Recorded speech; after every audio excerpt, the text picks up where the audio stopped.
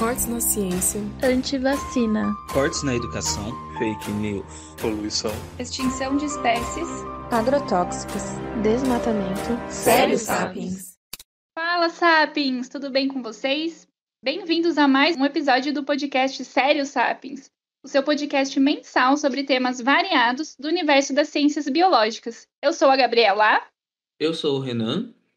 Bom, pessoalzinho, acho que todo mundo já percebeu, né? Mas hoje a gente não vai ter a participação da nossa companheira de gravação aqui, a Gabi Nunes. Acho que ela vai fazer falta, né, Renan?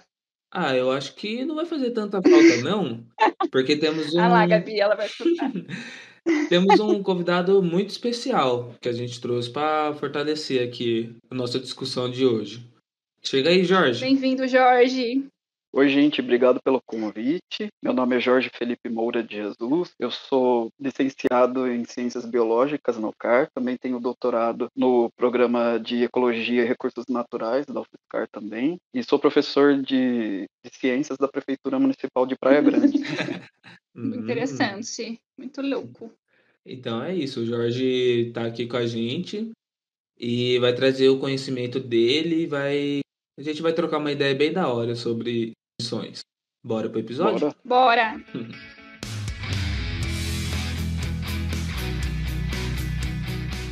Então é isso, gente. No episódio de hoje a gente vai falar um pouquinho sobre extinções, o que é, como que acontecem, quais são as consequências delas.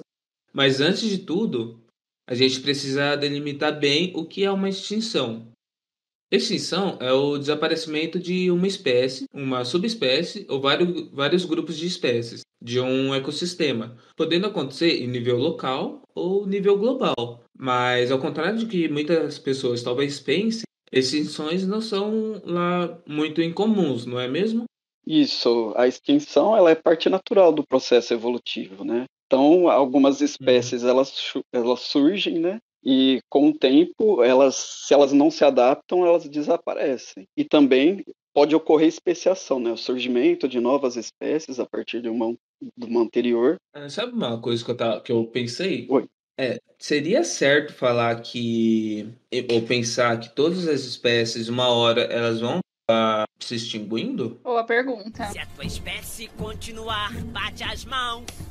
Porque, assim, tem tudo a ver com a questão do ambiente, tal. O ambiente eventualmente muda e aquela espécie, assim, se ela se adapta ao novo ambiente, talvez ela acabe se tornando uma nova espécie. Então, aquela espécie anterior iria se extinguir. O que você pensa disso? O que vocês pensam disso, né? Eu imagino assim, né? Como elas podem ser...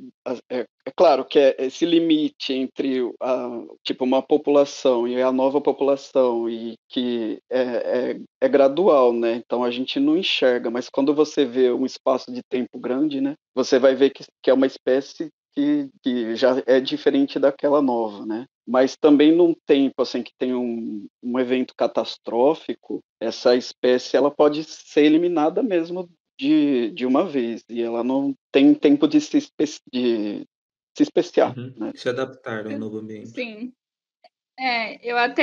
Uma coisa até que eu ia perguntar, né, Jorge? Então, existem dois tipos de extinção.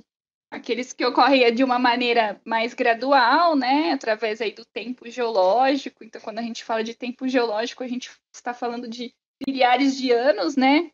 E aqueles eventos que ocorrem de um modo mais acelerado, né? De um modo mais abrupto. O que acarreta, por exemplo, que você comentou, a eliminação de uma espécie. E aí ela não tem tempo, obviamente, se ela é eliminada, ela não tem tempo de passar por um processo de especiação. Seria isso ou estou groselhando? Não, é isso mesmo. É até legal essa discussão do Renan, né?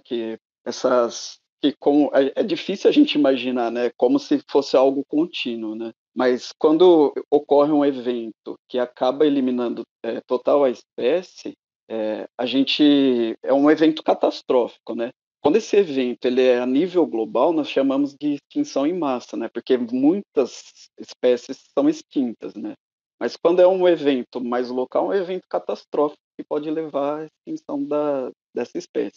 ou também uma espécie que ela tem uma especiação, só que a população dela é reduzida e ela não se adapta, tem alguns problemas, né, devido a uma pequena variabilidade, né, desse grupo, né, ela também pode entrar em extinção. É isso que o Jorge falou sobre a variabilidade. É interessante a gente pontuar que o que é essa variabilidade?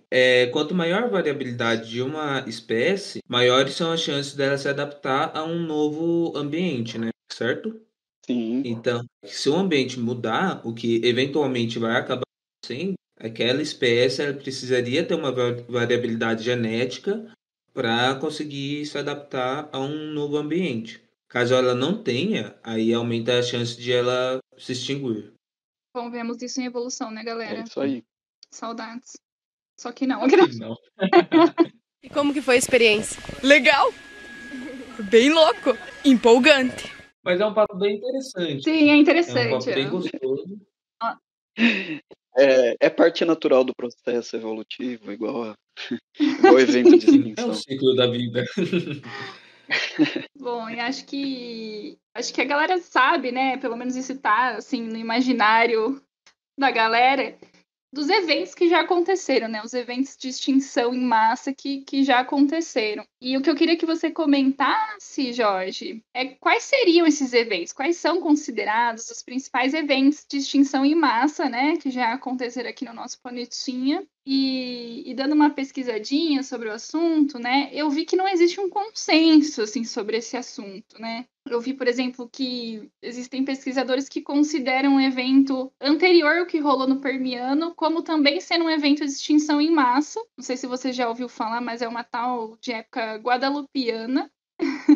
E aí, por eles terem ocorrido em um espaço de tempo muito próximo, né? Rolaria essa discordância. Então, pessoas que consideram esse evento como um evento de extinção em massa e outros que não. Gostaria que você comentasse aí um pouco sobre isso. Legal. É interessante tudo isso, né?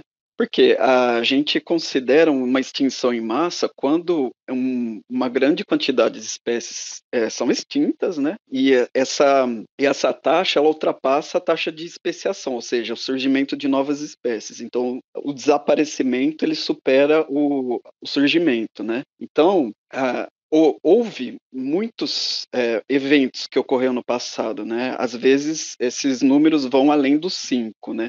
Mas é consagrado esses 5 que eles chamam de Big Five, né? Os grandes 5 eventos, tá? São os mais famosos. Mas como você citou, esse Guadalupiano, que antecede um pouco da maior de todas, que é o Permiano-Triássico, também ocorreu. Só que como ainda está no processo de estudos, tal, o pessoal ainda não agregou isso, né? Mas coloca ele como sendo um oficial ali. Isso, mas ele é bem grande mesmo, foram várias espécies que entraram em extinção, né? É porque esses 5 Big Five que eles chamam, né? Eles ocorrem no período que a gente chama de Fanerozoico, né? Que é a partir do Cambriano até os dias de hoje, né? Mas antes do Cambriano, que a gente chama de pré-Cambriano, houve também, é possível que tenha havido eventos de extinção em massa, né? Por exemplo, quando começou a atmosfera a produzir mais oxigênio, né? Oxidação Então, a gente vê que houve também um evento de extinção, só que não tem você não tem um registro fóssil grande aí nesse período, né? Esse tempo. Então, essas Big Five seriam consideradas por se ter mais respostas sobre o que aconteceu. Seria isso? Isso, elas são eventos assim que realmente são muito grandes, né? Por exemplo, a do Permiano Triássico, né? Mais de 95% das espécies marinhas foram extintas. Então realmente ela tem um peso, né, na história evolutiva dos seres vivos. E então eles consideram essas que são as 5 maiores, mas eu acho que tem esse espaço e talvez, como no caso da Guadalupiana, como ela é muito próxima dessa, talvez ela fosse antes considerada como dentro dessa terceira, né? Então eu não sei, depende não sei qual o motivo que eles consideraram só essas, né? Assim, no sentido de não ter separado essas duas, mas acho que é por conta de novos estudos que são estão surgindo. Já é consagrada essas Big Five, né? Elas são consagradas. Aham, sim. E eu confesso pra vocês, gente, que eu estou aqui com a minha escala geológica aqui aberta para poder entender Isso. melhor o Jorge comentando sobre, porque realmente é muita coisa. Muitos nomes, né? Passa a cola aí também, porque eu tô aqui aberto, porque é muito nome e é muito Sim. o tempo, né? Ele varia. E é claro, e também essas Big Five, aí, entre elas, algumas separa, né? As eras, os períodos, por exemplo. Eu acho isso tão poético que são tão grandes que termina uma era e começa uma nova. E eu acho bem, que você consegue falar de cada uma delas? as Big Five, né? Cada uma aconteceu, né? Que nem eu falo, vamos lá no início, né? Então, o registro fóssil, a gente divide principalmente assim, em criptozoico, que antecede, ou pré-cambriano, acho que é melhor, que é para lembrar, né? Que ela antecede ao cambriano, né? Só que é a maior parte da história do planeta, porque ela tem praticamente quase 4 bilhões de anos de história, né? Então, e o registro fossilífero, ele começa a ficar ele começa a ficar maior a partir do surgimento de seres vivos com partes duras, né, com carapaças, esqueleto, né? Então, isso é bem recente, né? Isso tem cerca de entre 540 e 600 milhões de anos, né? Então, a Terra tem 4,7 bilhões. Então, a gente começa a considerar o Fanerozoico a partir do Cambriano, que a gente chama explosão do Cambriano, que surge, a gente tem um registro fóssil de vários tipos, vários táxons, né? Vários tipos de espécies. Então, a partir desse momento começa, né? Então, a gente começa a evidenciar no registro fóssil as extinções quando a gente encontra no extrato. O que seriam esses extratos, né? Onde deposita o sedimento. O sedimento vai depositando, né? E ali naquele sedimento a gente tem os fósseis, né? Que são os seres vivos, eles morrem, com o tempo eles se fossilizam. E vão se depositando em vários estratos, né, que a gente chama em várias linhas horizontais. Só abrir um parênteses aqui, talvez o ouvinte já tenha passado por alguma pedreira, alguma encosta que tem um corte assim que você tem várias cores diferentes, né? Isso que o Jorge está falando são os estratos. E quando a gente, certo? E quando a gente encontra, é muito bom você ter essa didática aí, porque eu estou passando batido, né? Obrigado. Que isso. E nesses estratos, quando você tem um grande depósito assim de um grande número de táxon e logo no extrato acima você tem uma pobreza, né, de indivíduos mesmo, de espécies, você vê que ali ocorreu algum evento, né? Ainda mais quando você tem um desaparecimento, por exemplo, de um grupo, né, que era bastante comum anteriormente e agora ele desaparece ali, então você verifica que ocorreu algum evento ali. Pode ser um evento de extinção. E é legal o que o Renan falou, né? Que esses estratos, né? Geralmente, na maioria dos casos, quando os estratos mais abaixo, quer dizer que são de momentos anteriores e os mais acima são mais recentes. Mais antigos, massa. A gente inclusive ia perguntar, a gente tinha uma pergunta sobre a questão, né, de como ocorre a fossilização, porque eu acho que é uma coisa muito curiosa também, que as pessoas também têm uma curiosidade sobre, sabe? Acho que você já conseguiu responder legal. Isso, e depois a gente pode voltar, né, nesse assunto, né? Porque são assuntos que vão interdisciplinares, né? Eles vão se conversando aí, né? A gente fala um pouco de biologia, um pouco de geologia e várias coisas assim, tipo, né? Sim. Então, né, voltando ao assunto, que eu começo a viajar, né? Tava falando das Big Five e fui falando lá do Cambriano. Então, tem essa explosão, né, esse surgimento, e ali logo no Cambriano, no fim dele, você já tem que assim, no Cambriano surgiram vários filos, né? Um pouco antes mesmo do Cambriano já tem o surgimento de quase todos os filos que temos hoje em dia, né? Eles surgem ali.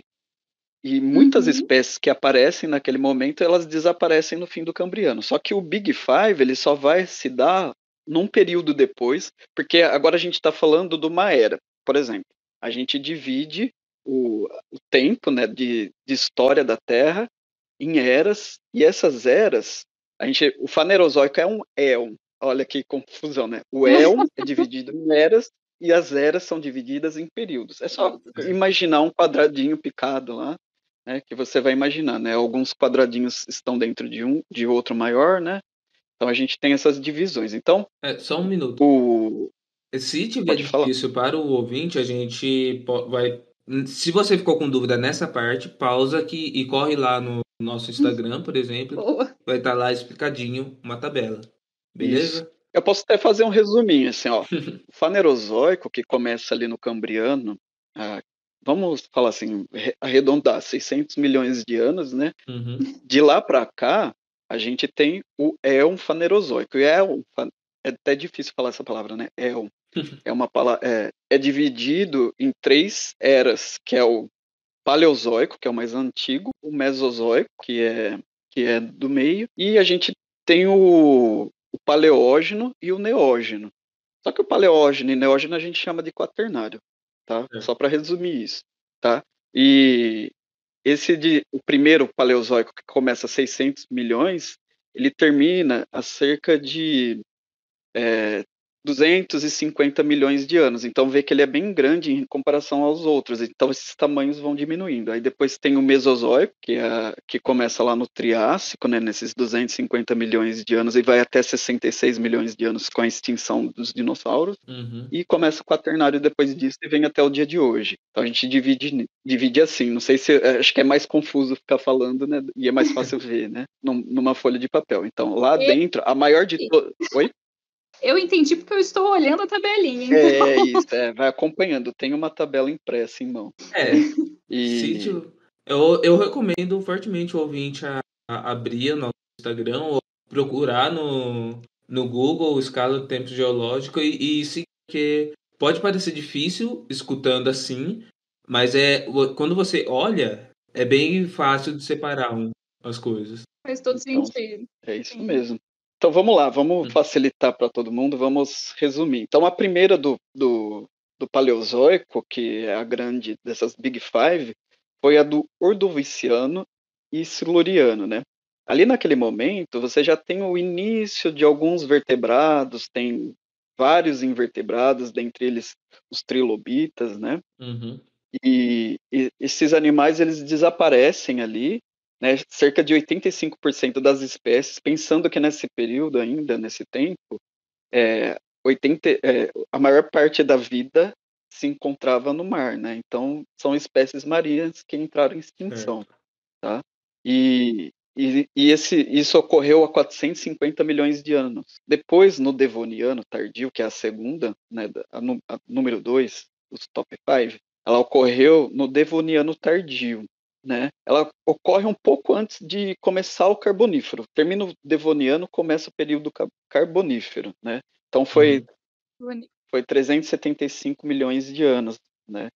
E o que deve ter ocorrido pode ter sido vulcanismo, falta de oxigênio na água, tudo isso ainda é incerto, tá? O que ocorreu ali. Tem várias evidências fossilíferas, tem derramamento vulcânico, mas assim, o que é realmente que foi o fator determinante para essa extinção ainda está em estudos, né?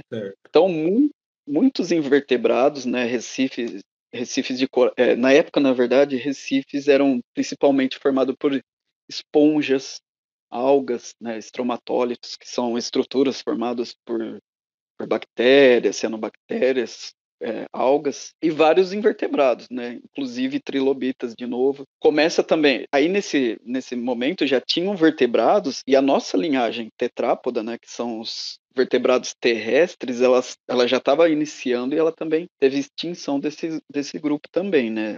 Espécies desse grupo. 70% das espécies foram extintas. Nossa. É muita coisa. É muita coisa. A gente não tem ideia, né? Assim, de repente, agora desaparecer 70% das espécies. Isso pode ocorrer graças ao ser humano, né? Mas, assim, a gente não consegue imaginar. Isso. É, Aí, O chegaremos ser lá. humano tá se esforçando, né? né?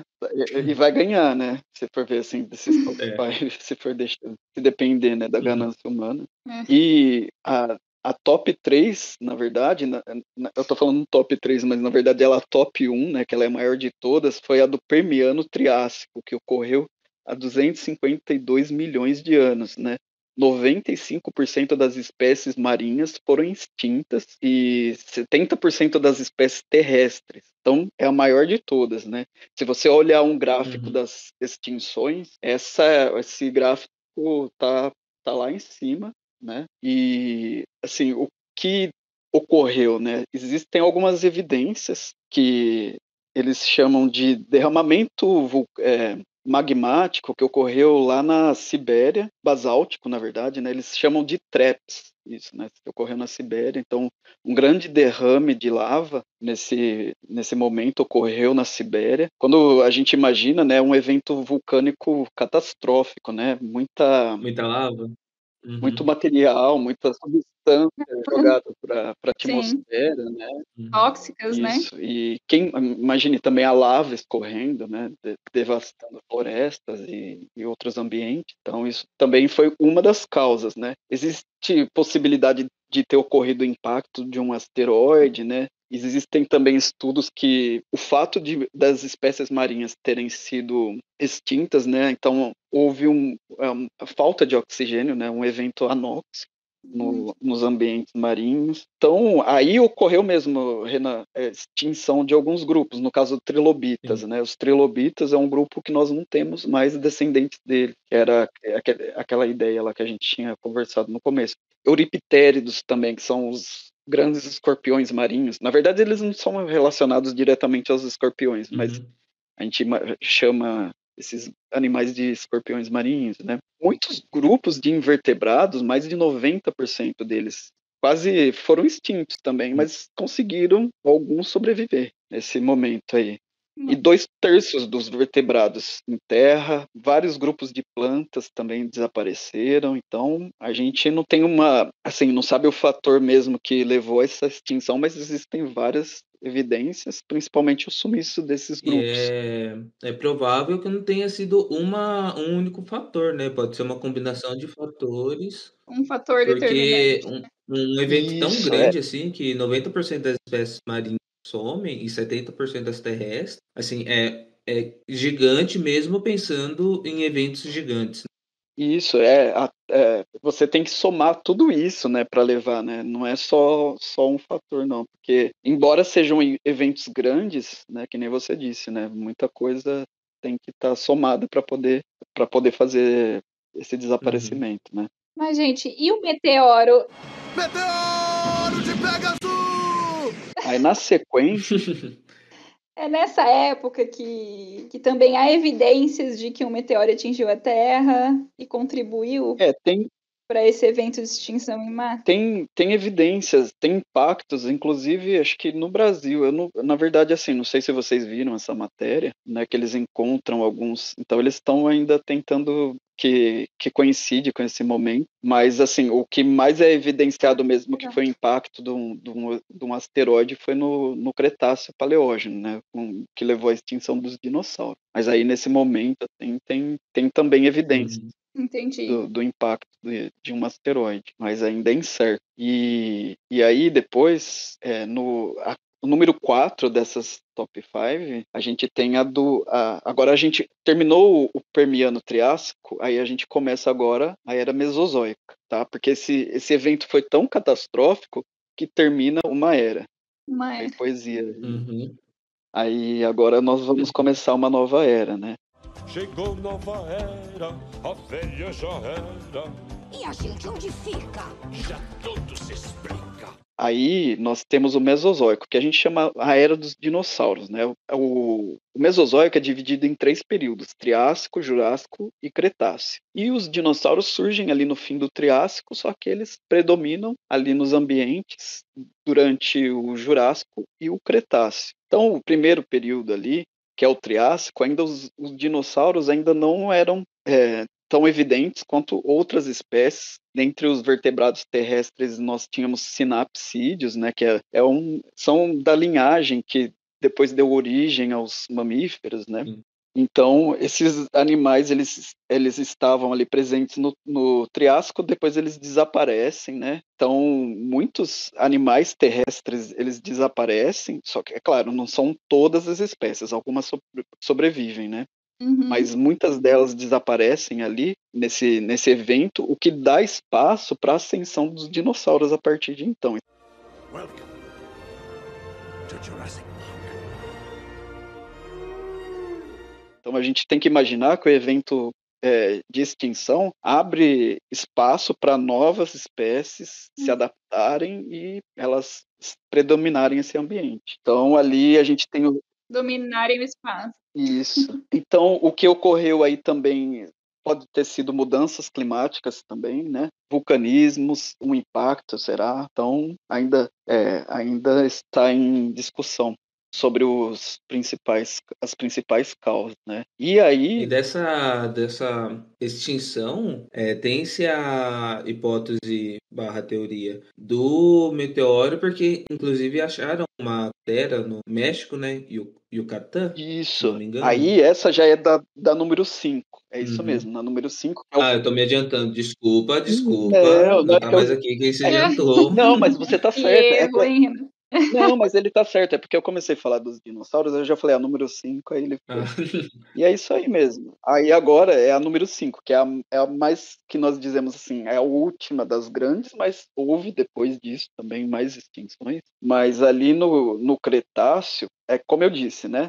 Ali no Triássico também a gente tem a formação a separação dos continentes, isso leva também a eventos de derrame magmático, né? Várias coisas também, né? E aí no Cretáceo, né, que aí a gente tem o fim dos dinossauros, na verdade não foram todos os dinossauros extintos, né? A gente fala dinossauros em si, mas assim, na verdade assim, nós falamos os dinossauros não avianos, né? Porque as aves, elas são do grupo dos dinossauros, né? E elas sobreviveram, né, a essa extinção e elas estão presentes aqui no nosso ambiente até hoje, né? Tanto que no dia a dia nosso a gente vê mais aves, assim, dentre os vertebrados, assim, a gente vê mais aves do que os mamíferos, né? Então elas estão no Cretáceo, aí sim, foi o que o Renan disse, né? Houve um impacto, né? Um asteroide caiu aqui, ali na Chicxulub, que é uma cidade que fica ali na região da península do Yucatán, no México. Quer falar algo sobre isso, Renan? Eu só ia perguntar sobre o que a gente sabia desse impacto, porque eu estudei que tinha alguma coisa a ver, eles chegaram a essa teoria,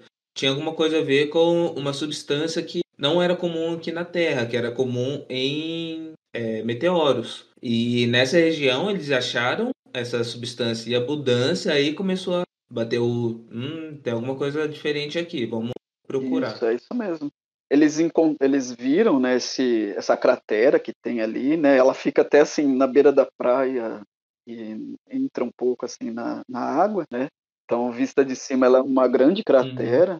Então, eles começaram a investigar a partir de observar essa cratera, né? Eles foram nos estratos lá nas rochas, que coincidem com esse tempo aí de cerca de 65, na época, né? 65 milhões de anos. Eles encontram uma grande quantidade desses elementos, por exemplo, o irídio, que é um elemento que ele é bem raro na Terra, mas ele estava numa maior quantidade do que o comum, e elas são comuns em asteroides, quando eles em outros corpos celestes, né, que caem aqui na Terra, né, e eles trazem esse mineral para cá, né, esse elemento. E eles encontraram e viram, e realmente, porque o local do impacto não é só onde depositou o irídio, né, ele impacta ali, né, quando ele impacta no solo, parte do material dele vai todo para a atmosfera de novo e fica em suspensão, e os ventos, o movimento do ar vai levando para outras regiões, então é encontrado em outros locais também. É lógico que ali na região eles encontram em maior quantidade, né? Quanto mais próximo tem mais quantidade, né? Mas o irídio é encontrado em várias outras regiões do planeta, ele é depositado nesse cerca de 66 milhões de anos. Nossa, que loucura, né, gente? Eu estava até comentando com o Raul que quando a gente pensa, sei lá, no impacto de um meteoro, algo assim, né? Obviamente que o impacto é local, né? Tipo, mecanicamente, ele já, só ali ele já extingue uma boa Sim, parte, né, das espécies e tudo mais. Só que isso desencadeia, né? sim, Muita coisa, e a partir disso o impacto deixa de ser local e passa a ser mais amplo, né? é isso mesmo. A gente imagina, né? Ele, é que nem você disse, né? Imagina, é provável que ele tenha cerca de 9 quilômetros, né? Então, ali onde ele caiu, ele já deve ter feito um grande estrago, né? Aí tem a onda de choque, né? Imagina, ele caiu no oceano, Nossa. então, né, tsunamis, né, várias coisas assim, em sequência ocorreu, né? E por conta desse material em suspensão na atmosfera, a luz demorava mais também para chegar nos ambientes, então tem tudo isso, né? Então, para as plantas fazerem Sim. fotossíntese, então desencadeou muita coisa na sequência e, né, assim, nessa mesmo período estava havendo um grande derramamento vulcânico lá na Índia, que ficava praticamente do outro lado do mundo. A Índia ela estava em direção à Eurásia ali, então Sim.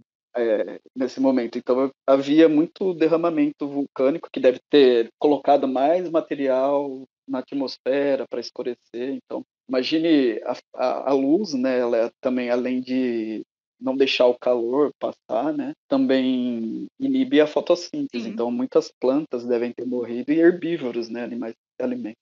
É. Então são vários eventos. Então ali como é a mais estudada, né? Entre essas daí, é uma das mais estudadas, número 5, ela tem mais evidências assim, né? Mas não é como o Renan tinha dito, né? Não é só um evento, né? Como vocês disseram, na verdade. Não é somente um evento, é todos eles, um evento em cascata que ocorre depois também, né? Uma coisa leva a outra e levou a essa grande extinção também aí nesse momento. Legal.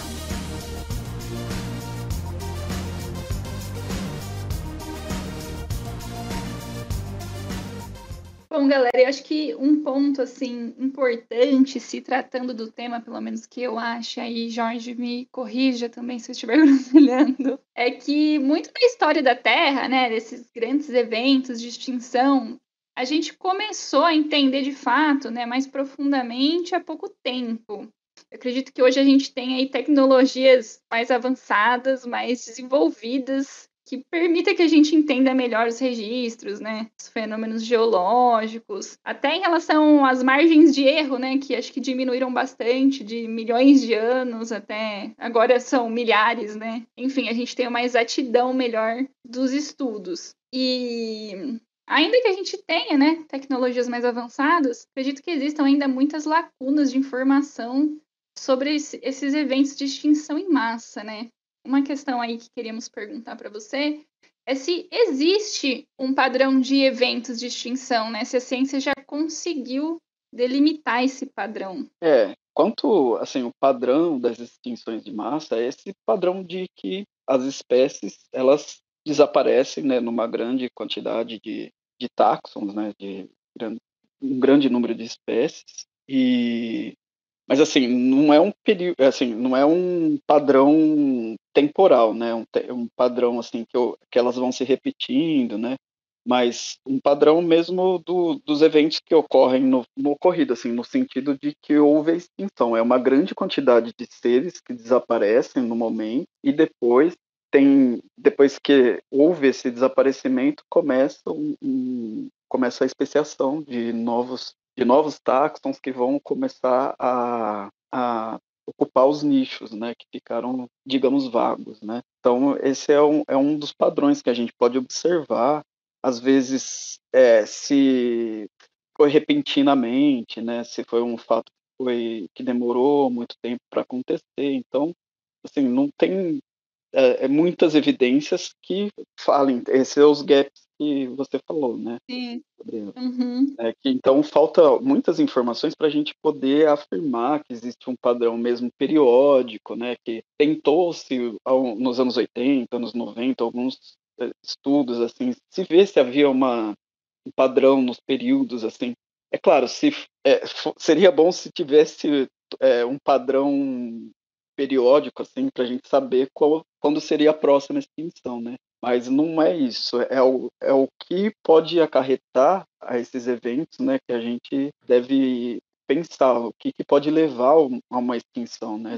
A gente vai observar nas mudanças climáticas, né, algumas outras coisas assim que acontecem no meio ambiente que pode levar a uma extinção, né? Então geralmente assim, periodicamente é mais difícil a gente acertar, ter um consenso sobre isso. Entendi. Com o tempo a gente vai modificando, né? Assim, é o nosso trabalho, né? Então, é o trabalho também de todo cientista, né? No começo, a gente tem algumas evidências, depois com o tempo, com estudos mais acurados, né? Com mais tecnologia, a gente consegue melhorar isso e vai vendo que talvez como nós pensávamos que era, não era, e vai melhorando cada vez mais, né? Sim. É claro, existem evidências assim que a gente fala assim, ocorreu um evento de extinção, né? Mas com o tempo, graças como a Gabriela disse, né? Se a gente observa, hoje em dia, com mais técnicas de datação melhoradas, a gente pode acertar mais no tempo, né? Ter mais exatidão um pouco mais aproximada do período de tempo que demorou para ocorrer um evento. Então, isso vai mudando com o tempo e as evidências elas vão surgindo conforme a gente encontra novos fósseis, novas técnicas você consegue verificar novas evidências morfológicas, ver outras coisas que não se viam antes, né? Então a gente tem vários aspectos assim. Isso é a maravilha da ciência, gente. Olha lá, vamos exaltar.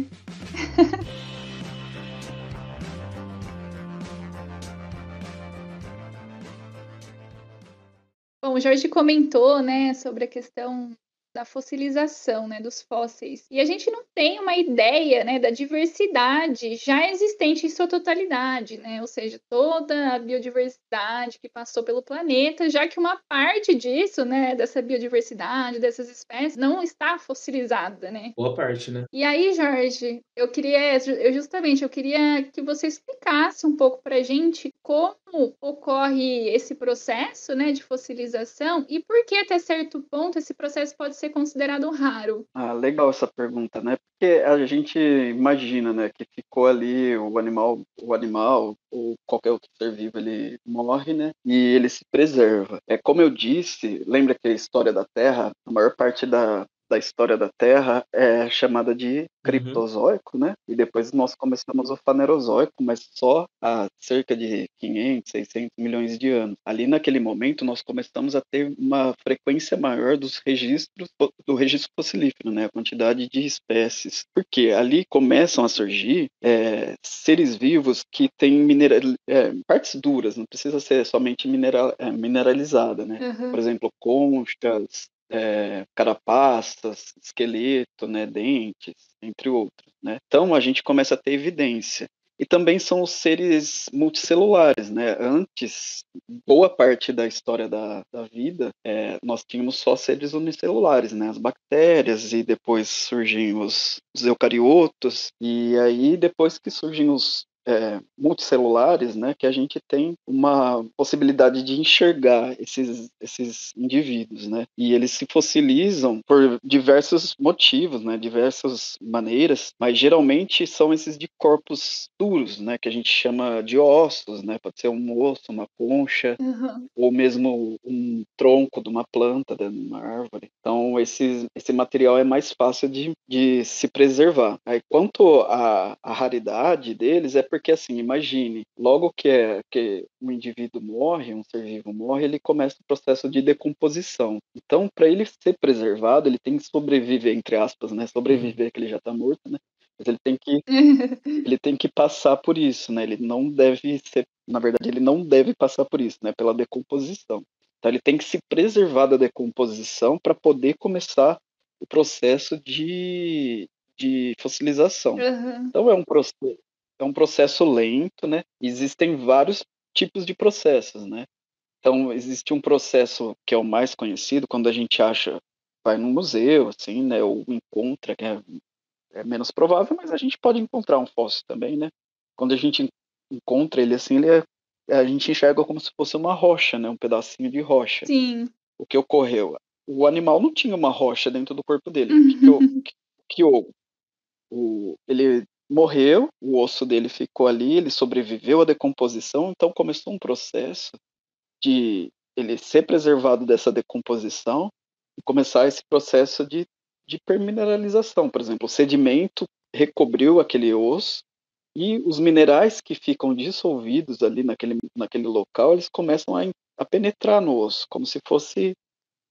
imagine uma água com sal, né, um copinho de água com sal, você coloca um pedacinho de barbante, aquele barbante, a água vai subindo ali com sal e começa a precipitar ali, porque a água evapora e o sal fica, e forma uns cristalzinhos de sal. Sim. Ah, agora eu entendi! Agora eu saquei! Agora todas as peças se encaixaram! Mesma coisa, os minerais eles penetram ali e começam a se cristalizar dentro do osso. Então tem que ser um ambiente com água, um ambiente úmido para que haja essa possibilidade dos minerais entrarem ali. Então, por isso que vai sendo cada vez mais raro. A gente tem que ver que os eventos para acontecer esse tipo de preservação é mais raro, mas não tem só esse tipo, mas esse é o mais comum, que a gente vê ali como uma rocha.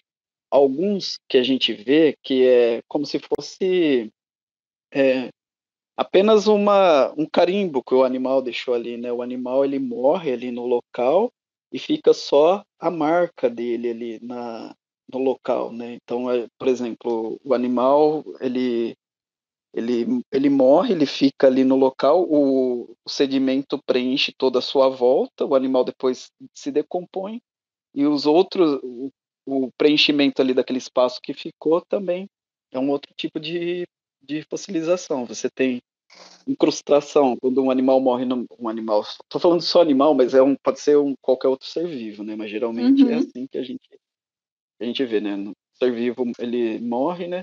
Por exemplo, dentro da caverna é mais provável, né, que seja um animal, ele morre ali, e aí começa a pingar, né, a água da caverna, né? Não tem formas as estalagmites, as estalactites, né? Isso, é difícil de falar. É difícil. Então, ela vai pingando ali, então a gente tem uma incrustação, né? Então são vários tipos. Recristalização, quando os minerais de uma concha, por exemplo, é trocado com o ambiente. Então, por exemplo, tem um molusco ali, um bivalve, eu não estava lembrando. Um bivalve, que é uma conchinha, assim, ele morre, fica a sua concha ali no lugar, e aquela concha já é formada por minerais. Então ela começa a trocar os minerais do corpo dela com os minerais do ambiente, e no final ela tem todo o seu mineral original trocado. Então também existe isso, que é recristalização. Existe também o preenchimento, né? Tipo, formação de molde, que a gente fala moldagem. Imagine agora essa concha. Ela é preenchida por sedimento. Em volta dela toda também tem um sedimento. Mas, de repente, essa concha, todos os minerais eles se dissolvem também. Aí você fica com um molde interno, que é a parte... Imagine a concha preenchida com areia, vamos supor isso. Né? E todo o seu exterior, porque se você quebrar a rocha bem ali no meio, você vai ter aquele buraquinho onde estava a concha. Conseguiu imaginar? Sim. Imagine você afundar a concha na areia, né? Forma um molde externo daquela concha, né?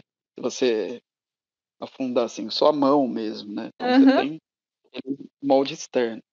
Então, os fósseis, eles podem se formar de várias maneiras, porque a gente não está estudando em si o organismo, mas sim o que ficou dele ali, né? O corpo dele, que a gente chama, né? Isso, exatamente, essa palavra. O registro dele ali. Então, a gente sabe tudo, porque são registros, alguns são bem detalhados, né? No caso da permineralização, está bem detalhado. Então, você consegue comparar com os seres vivos de hoje em dia para poder agrupá-los mais próximos de uns, massa. diferenciar de outros. Então, quanto mais detalhado, é claro, é que nem você disse, é raro, às vezes você não encontra um animal inteiro, né? Na maior parte, antes de haver a fossilização, o animal passou por... Ele pode ter... O animal morre, né? Eu tô falando sempre animal, né? Mas, por exemplo, o animal morre. É que é o exemplo que vem na minha cabeça porque eu estudei animal. Então, o animal morre, vem um predador... O predador matou ele, né? Destroçou ele, né? Então, Ele já tá todo uma parcela, desfigurado, né? Ou também o corpo... Você imagina, o animal morre e vem uma enchente, né? Então, os ossos, cada osso tem uma densidade diferente, cada um vai parar num local, o rio leva, né? Uma parte fica mais próxima, um crânio mais pesado, e depois uma parte, um dedinho, vai parar lá longe, né? Então você tem todo esse processo, esse estudo dessa parte de investigar como ocorreu o processo pós-morte, né? Que a gente chama de tafonomia, né? Até o material se fossilizar e chegar aos dias de hoje. Ah, que interessante. É muito interessante mesmo. Então, interessante. Quando a gente fala sobre fósseis, a gente só imagina o resto do corpo do animal, da planta, do fungo, o que for, né?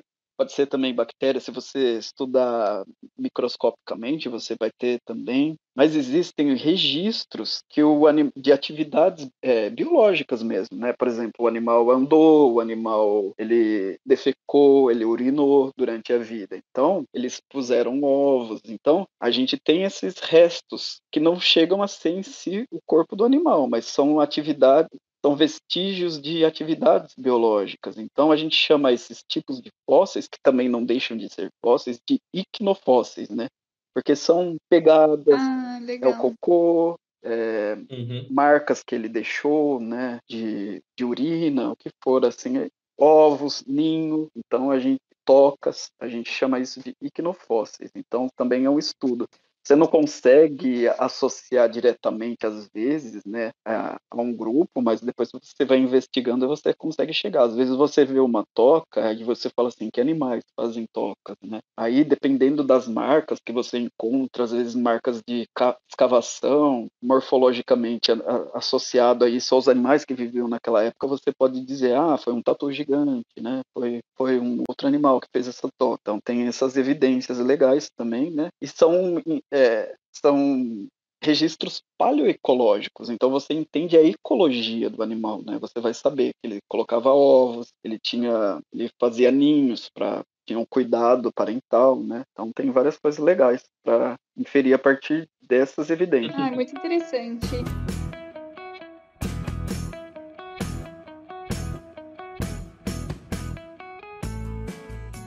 Gente, agora sim, mas chegando pro final, né?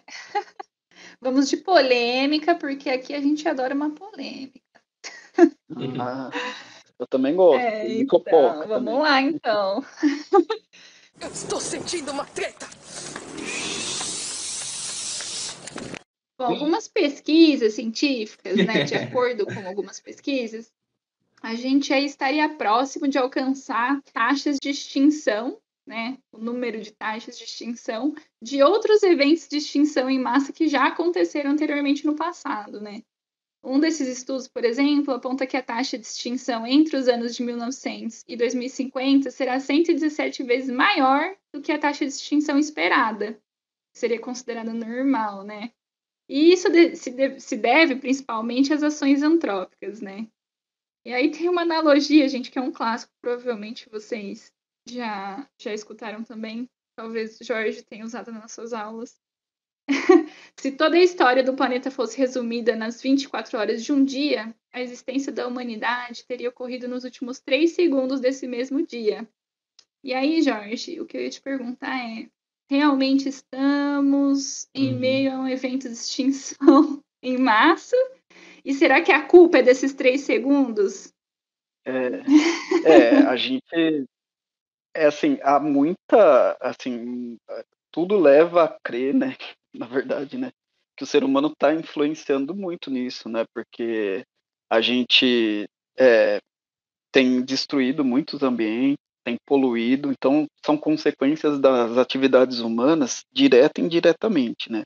Às vezes, do fato você pode não derrubar uma árvore, mas o fato de você consumir qualquer coisa, você leva a destruição também. Então, toda a humanidade em conjunto, né, tanto algumas atividades diretas quanto indiretas, levam a isso, né? Existem registros a partir do momento que o ser humano começou a catalogar as espécies, né, que muitas delas desapareceram, mas esse número deve ser muito maior do que o registrado, né? Aham. Porque muitas espécies a gente não chegou nem a conhecer e elas desapareceram. Sim, muito triste isso. Meu Deus. E a gente fica triste já com as que a gente chegou a conhecer, né? E esse é um problema. E, além disso, muitas espécies hoje em dia estão em risco e algumas espécies só estão ainda vivas porque o ser humano começou a interferir, em fazer alguma intervenção. No caso, aquelas espécies que estão somente em cativeiro, não existe mais no ambiente natural. Sim. Ou algumas o ser humano ainda tenta fazer um processo de conservação, né, dessa espécie num ambiente, mas pode ser uma tentativa que não vai ter sucesso por conta das nossas atividades, elas estão aumentando cada vez a mais. longo prazo, e a né? população humana a longo prazo. E você vê que também, né, as atividades humanas, por exemplo, a geração de resíduos, né, destruição, a gente está levando mesmo, pode ser que seja mesmo um evento de extinção. Existem muitas pessoas que defendem isso mesmo, que é a sexta extinção, porque a gente teve o top 5, agora é o top 6, né? Ai, gente, achou rindo aqui, na verdade. A gente ri ri para não chorar, porque é verdade, né? Então, é triste, porque a gente tenta ver se dá para desfazer isso, mas é um processo que talvez não tenha volta, porque a gente já destruiu tanta coisa, já destruiu tanto. Não sei, talvez o modo da gente viver que também leva a isso, não sei se é possível mudar. Né? Então a gente depende muito não é somente a alimentação, existe muito mais além disso, né? Sim, combustíveis fósseis, tudo, né? Nosso modo de vida é... Quando entrar em extinção, não reclama não. Cala a boca, Cid. Tá bom. Tanto as mudanças climáticas, né, que a gente fala, quanto mesmo a própria destruição, né, a própria devastação, podem levar a essa consequência, né, que é a extinção. Não sei se tem, eu não, assim, é complicado imaginar que a gente consegue. Eu tenho esperança que sim, né, que a gente consiga mudar isso, mas eu não sei não. Vocês têm alguma ideia sobre isso? Bom, vai, Renan. Eu acho que assim, evitar, a gente não consegue evitar mais. De qualquer maneira, a gente vai sentir os efeitos de todas as atividades humanas, sei lá, até o final do século, talvez o século que vem, né? E isso pensando nos melhores do cenário. Vamos acordar amanhã e todo mundo vai falar: não, a gente vai dar um jeito de cancelar as emissões de gás carbônico, vai parar o desmatamento, tudo. Ainda assim, a gente vai ter um certo. A gente ainda vai ter que lidar com as mudanças climáticas e tal. Só que, assim, é um tema que eu até tento ou evito de ficar pensando muito, porque as evidências estão aí, né? A gente já tem vários estudos que mostram que realmente está. As extinções que a gente está tendo agora estão muito acima do esperado, que está acontecendo alguma coisa. Só que ainda assim tem os grupos que falam que não, que é normal, né? Que ignoram qualquer evidência, qualquer estudo que a gente tem e fala, não, tá normal. Vamos continuar do jeito que a gente tá.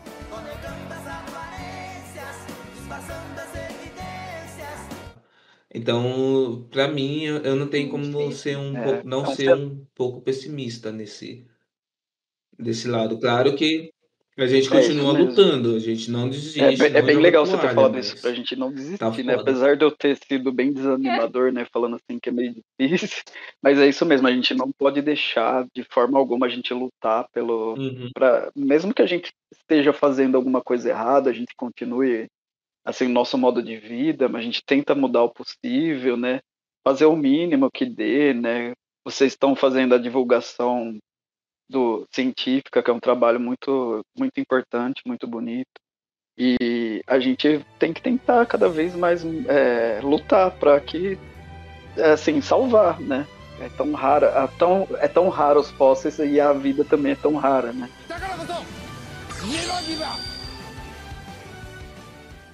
É legal que a gente fala de extinção, parece que é uma coisa que aconteceu no passado, né? Mas é isso mesmo, esse gancho, né, que vocês fizeram. Exatamente. Que a gente estuda o passado para entender o que pode acontecer, o que está acontecendo e o que pode acontecer. Né? Os outros acham que talvez a paleontologia ou o estudo, mesmo da biologia, não seja importante, mas ele é muito importante. Ele serve para a gente poder entender, né? A gente só vai conseguir entender se a gente verificar o que aconteceu no passado, o que ocorre agora mesmo, e a gente tentar encontrar alguma solução. Então é muito importante qualquer trabalho nesse sentido de tentar evitar que não se perca, né? O que temos ainda, né? É um bem bem valioso, né? A vida, né? É até emocionante falar sobre isso, né? Sim, é verdade.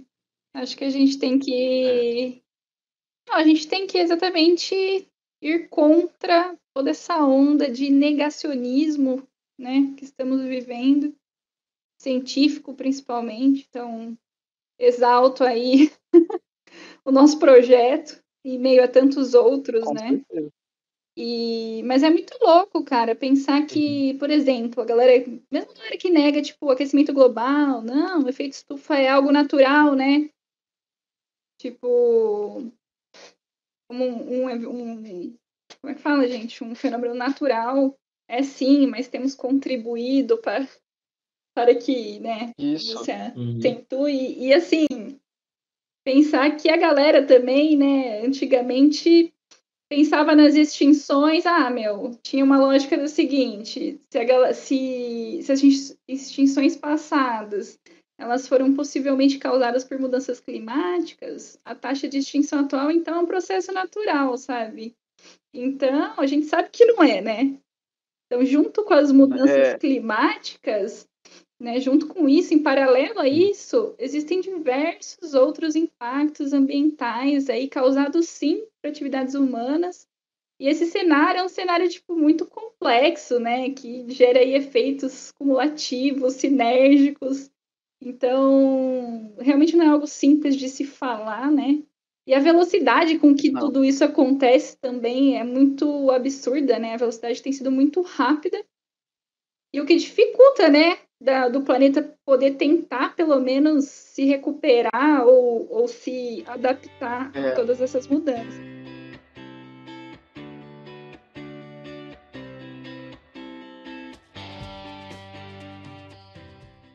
Bom, galera, acho que por hoje é isso, né? Eu gostei bastante da nossa conversa, da nossa troca aqui.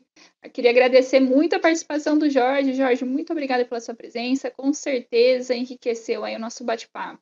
Eu que agradeço pelo convite de vocês. Foi muito bom o bate-papo de hoje. Eu também agradeço ao Jorge, ele contribuiu demais para o papo aqui. E eu gostaria de pedir para os ouvintes que, se você gostou do episódio, se você achou que contribuiu de alguma forma, compartilha, curte a gente, faça todo o ritual, porque assim você ajuda demais a esse projeto a continuar, a crescer, e também ajuda a espalhar o que a gente discutiu aqui, né? Para que mais pessoas entendam o que acontece, o que pode acontecer se a gente continuar com a sociedade desse jeito, e quem sabe a gente não consiga criar um movimento para discutir possíveis mudanças na sociedade, né? Reverter essa situação, né?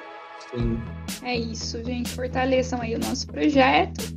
E até logo. Bom dia. Boa tarde. E boa noite. Tchau, tchau, gente. Valeu, gente. Até mais. Tchau. Falou.